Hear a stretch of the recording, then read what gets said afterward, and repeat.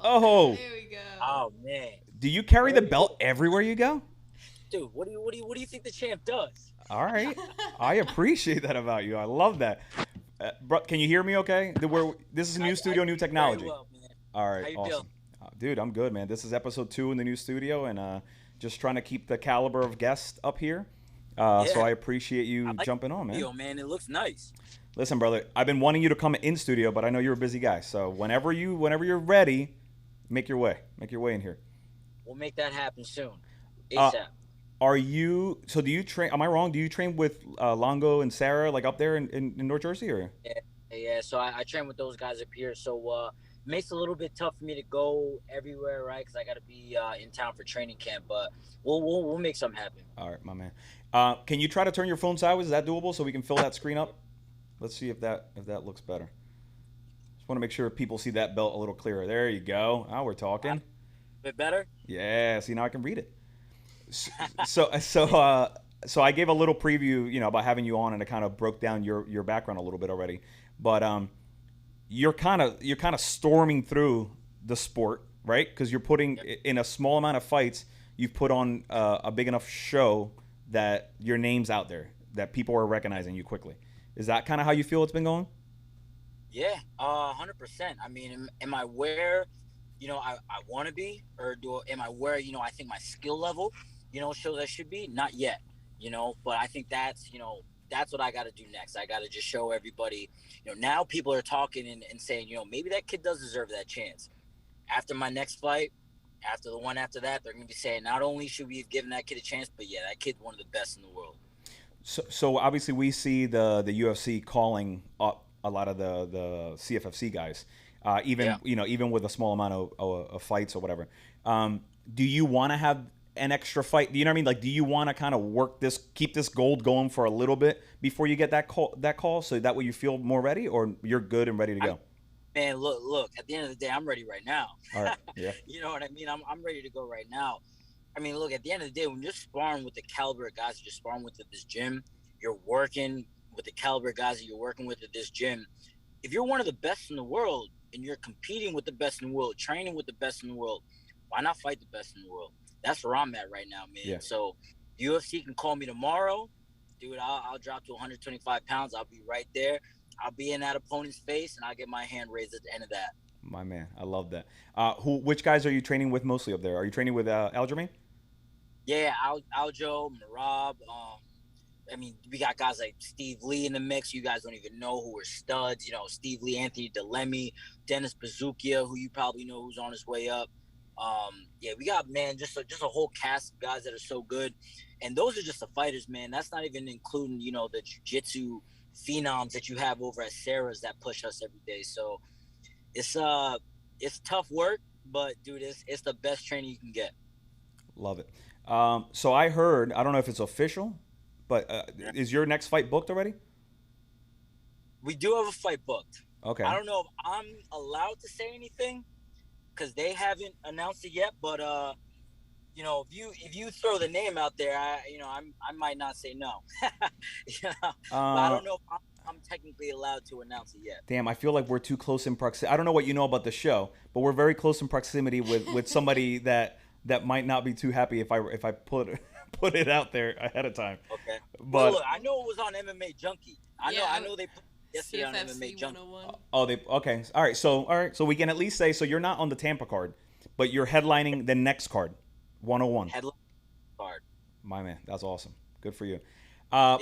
I honestly, I think he was supposed to also be on the show. I think who you're fighting, but I think he fought in the fight that I went to, right, Gabby? I We'll make believe people so. figure it out. Wasn't he there? Didn't he fight when we went to the Philly card? Actually, you were there. You were talking to CM Punk, I I was in think. the I was in the corner. So Yeah. he fought that night, right? Yeah. No, he fought that night. I was in the corner. Actually, no, I was on commentary earlier that day with CM Punk, John Morgan, those guys, and later on in the night, main card, I was cornering the guy during his fight against him. Okay. All right. So there you go. All right. People can figure it Yep. out Yeah. without me having to break any news. Look, if you don't know, you should now. Exactly. Exactly. Listen, I'm not going to take up too much of your time. You're about to train, but can you kind of give me a quick glimpse of who you were as a kid and what took you to the into that mindset of I want to be a fighter when I get older? I'll tell you what, man. When I was a kid, I was always, I don't know, I was always fun, man. I always like to play, have fun. I was laid back. I never really took things too seriously. Um, but I gotta be honest, man. I had my oldest brother. He was such a big influence on me, man, and obviously my mom too. My mom, I got the work ethic from her, but I think it was my oldest brother. Now that I think about it, that really kind of led me to want to be the greatest of all time, man. Because I remember when I was a kid, his favorite basketball player was Jordan. You know what I mean? The guy who was the best. And then his favorite wrestler was Bret Hart, the guy who was always talking about the best or his best, right? So, luckily, when I was a kid, I had him as an influence to kind of put these different role models in my life, man, that kind of inspired me to be the best. And I grew up as a pro wrestling fan. So when I was 12 years old and I saw Ken Shamrock fighting in the UFC, this was just on TV randomly. I was just bugging out, man. I was like, this is crazy. Like, I'd seen kickboxing, boxing. I know this is real, but Right. this is madness, man. But just taking that mentality of the hard work I got from my mom, you know, the influence of my brother and the people he showed in my path, like the greatest of all time in their respective sports, and then also professional wrestling. It just all came together into one solid mix, and now you got the best mixed martial artists in the world. Boom. So safe to say you're after greatness. You're after being kind of that person that you saw your brother looking up to. It's not just the fighting; it's also getting to that level.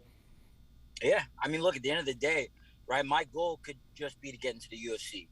My goal could just be to win a UFC championship. Hell, this could have been my only goal, but nah, man. At the end of the day, like, I'm shooting for the stars, aiming for the moon, man. And why not? Why not be the greatest? I know I can be the greatest. I know I have the work ethic to be the greatest. I know nobody in this sport is really working harder than me. So at the end of the day, you got the skills, you got the talent, you got the self belief. Why am I gonna sit here and shortchange myself and go after these low goals? Nah, man, I'm going to the top, and I'm training like I'm going to the top. And are you enjoying every minute of it though? Are you seeing that goal or that bigger thing, but also just enjoying the fact that you're training with these beasts and like kind of and living out the dream, right? You're doing what you want to do. Yeah, and look, man, that took me some time to kind of realize too, because when you're not really making it right to where you want to be, you're almost like, shoot, is this worth it? Is it worth it? It sucks. You got bills to pay. You got people telling you to leave this thing behind or whatever. But I'll tell you what, right now, man, everything's all right. Life is pretty good when you're the champ. And you know, at the end of the day, look, man, this is what I was telling some people earlier. I really wanted to get on that contender series this year, but look, man, at the end of the day, it's God's plan. I'm just having fun. I'm training with people that I like. I'm hanging out with people that I like. At the end of the day, the UFC is going to call eventually. I know they will. So might as well just have fun while I'm rolling. It was like I was telling Burrell on a past couple shows ago. I'm like, you just got to focus on impressing yourself with your performance every fight. Like, right? Like, Yeah. the call's gonna come when it comes, and if it doesn't come, I mean, you're not gonna regret putting everything into that specific fight. That's ahead of you. I know that's common knowledge. Just I'm not shocking you with this, but it's I feel Yeah. like people forget sometimes. Like, it's one at a time. You know what I mean? One at a time, Yeah. and it'll go like this. You can't think about the next fight when you got an opponent, a hungry opponent sitting across from you. You know what I'm saying? So for me, look, at the end of the day, I never look past my opponents, but I always just try and be the best me, right? So, you know, when I fight that guy on October 2nd, yeah, I'm going to be thinking about him, but I'm also trying to just be better than the guy I was on October 1st. Mm-hmm. And then when I wake up the next day on October 3rd, I'm going to try and be better than the guy who was in that ring the night before. You know what I'm saying? So at the end of the day, man, it's just that hard work, keeping it up, and never losing hope, never losing sight of what's ahead of you, and just keeping the ball rolling, baby. What you said that you had a couple, you had some time where things were a little negative and people kind of taught you to leave it behind. How long did that Yeah. last? How long did you go on your own fumes of saying no? Like, I just know there's just something, I know that it's going to happen. I just need to stick for, to it. How long did that last? for a while, man. For a while. Look, I'm not gonna lie, man. I mean, I had a lot of people help me on this journey, but can't say it was. There were times it was definitely a lonely journey, definitely in the beginning. I'd say like right around maybe last year, it started getting a little bit easier. You know what I'm saying? Um, but at the end of the day, man, it's one of those things where I'm not gonna harp on it too much, bro. It's life, and if you can make it through those moments, you make it past those moments, dude. You just look. Adversity builds character, baby. At the end of the day, so I look back on it, almost as a good thing. I almost am kind of glad I had that because I might not be as mentally strong or as strong of a person as I am today without it. I love that, man. I think a lot of people don't realize how many people quit along the way when it gets a little Yeah. tough, or when it takes too long. Um, there's very few people who spend most of their life, actually going after a goal with full steam and not succeeding. You know what I'm saying? Um, Well, that's man. Like, look, not the first time I said I was gonna be the best at this was when I was 12, right? And I hopped into a kickboxing gym at 12. Then at 14, I hopped into a jiu-jitsu school. Then at 16, I joined the wrestling team. So yeah, man, this for me, this has been something I've been doing, living, and breathing since I was a kid, man. And that's the thing, especially when you're young. You know what I mean? Everyone thinks, oh, you just got this dream. Oh, it's just a hobby. It's just a fad, But since I was a kid, man, I've always wanted to not just be in the position I am today, but excel and be in the further positions that I know I can get to. And it's just all about, just taking it day by day, like you were saying before, enjoying the moment, enjoying, the day in, day out that you go through and just having fun, man. That's it. that's it. How's your brother feel about you? How's he Uh, feel about your fighting? he's not really a fan too much of the fighting, but it's all right. I was just Yeah. wondering, like, did he want you to play a different sport, or or if he's fully supportive of you chasing that dream? Yeah, yeah. When I mean, look, here's the thing. Me, I always think about it like poetry in motion, right? And I mean, obviously, I've won a world title now, and I haven't even gotten a hit in about 8 MMA fights. All the way going back to as an amateur. So for me, I almost look at it like, I'm kind of having fun in there. But to some other people, they see the danger. They see what happens to other people and think it can happen to me. Look, maybe one day it might, but I'll tell you right now, I still haven't gotten touched. I love it. Listen, this weekend's fights, are you looking forward to seeing anybody specific? I mean, we have, Pat Sabatini, Andrew Petrowski, Philly Yeah. guys fighting in the UFC. And then Sunday, we have Jake Paul and Tyron Woodley. I would love to get your thoughts on both of these two events if you have anything that you're looking forward to. Yeah, I'm definitely looking forward to that card this weekend. Pat Sabatini, the two people I'm really looking forward to the most. Pat Sabatini for one. I know he's a beast. Obviously, he's got that jiu-jitsu black belt as well. His grappling is tight, and he seems to be getting just so comfortable in there. Um, so solid guy. Fought our guy James Gonzalez too. So that guy was one to let his arm break, and he's a tough kid, man. So he's a soldier. He's a soldier. I'm excited to see what he does, and also Giga Shikaze, man. I had the pleasure of meeting him last time I was in Vegas from Rob's fight, and dude, he's got one hell of a kick. He was a glory kickboxer. He's got crazy stand up, crazy knockout power in both of those hips. And to see him go against a solid kickboxer like Edson Barbosa, dude, that's my fight of like this month for me, man. I can't wait for that one. As Um, far as the Jake Paul one goes, dude, at the end of this day, man, like with fights like that, I'm gonna just get my popcorn and just sit back.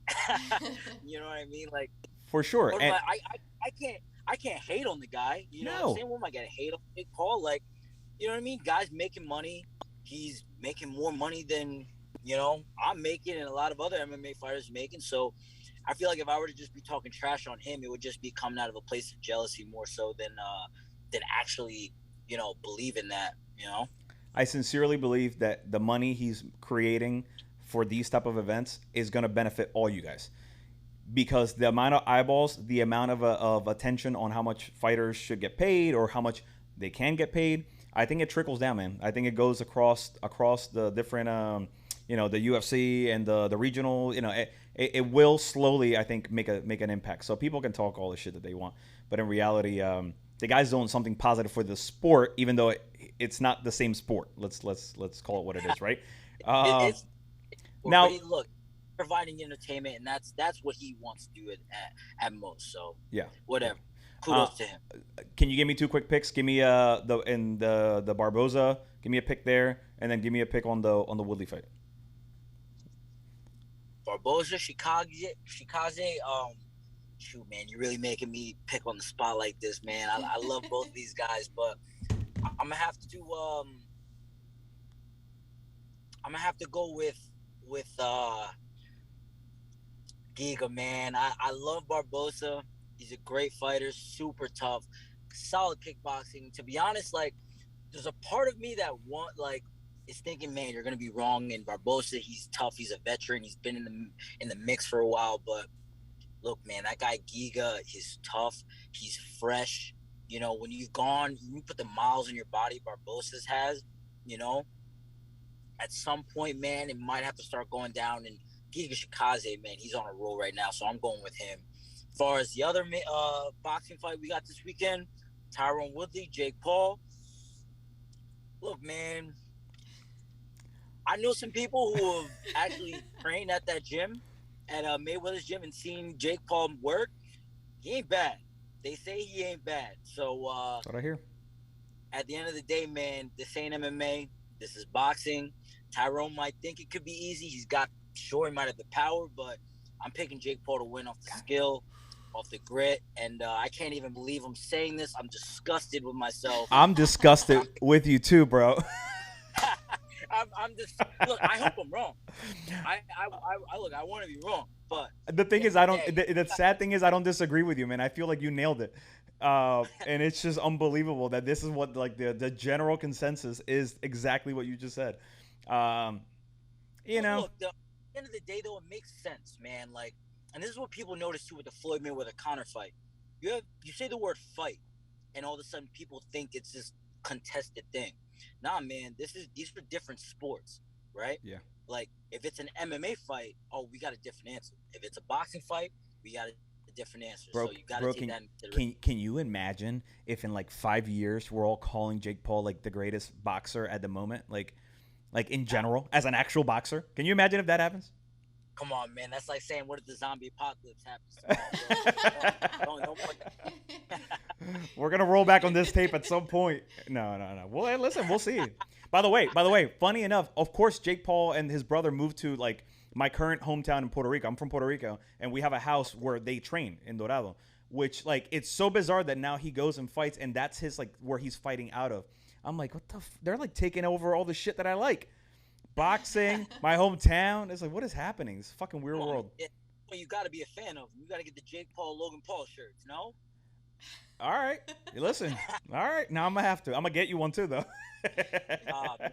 All right. If you wear one, I'll wear it. All right. When you come back when you come in the studio, we'll both wear matching. Matter of fact, he wins, I'll wear the shirt on the show. Ooh. Yeah. I love it. Brother, with that, I think I'm gonna let you go. I'm gonna let you go train. I know you're a busy guy. Thank you for being on the show.